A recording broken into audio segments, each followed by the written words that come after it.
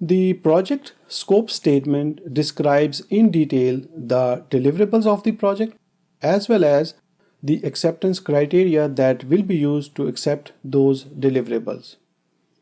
It will also describe the project and the product scope in detail and provide insight into various constraints and assumptions that may impact the deliverables. It is a comprehensive document that can run into hundreds of pages for larger projects because it covers the complete scope of the project.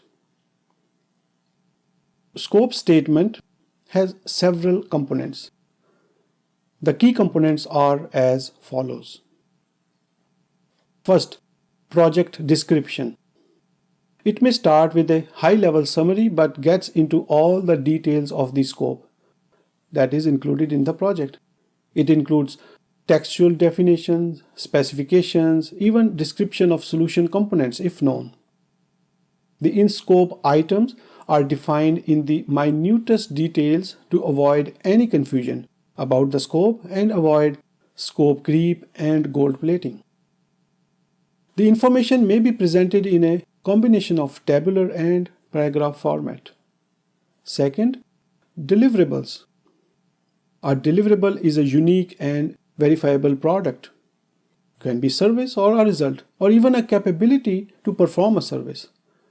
Deliverables can be for internal consumption or external consumption. Deliverables for internal consumption are intermediate deliverables that are needed by the project team to create the external deliverables. External deliverables are required by the customer, sponsor, management, or a governing body like a PMO. Third, acceptance criteria.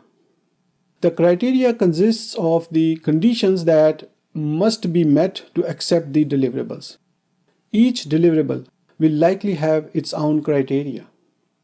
The acceptance criteria should not be subjective. It needs to be objective that can be tested. For example, it looks good or sponsor likes it cannot be tested, so these should never be included in the acceptance criteria. Fourth, constraints. Are there any constraints that have limited the scope choices or that can impact the delivery of the scope? If yes, then those should be put down in this section. Constraints can be time, cost, delivery requirements, testing related, and others. For example, deliverable testing can only be performed at certain times or on a certain platform. Sometimes there are external dependencies that limit the choices or create constraints for the project. For example, material delivery by a seller or completion of a component of a deliverable by a seller.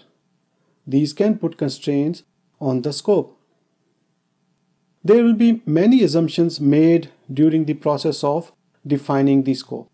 These assumptions should be recorded on the assumptions log and must not be ignored.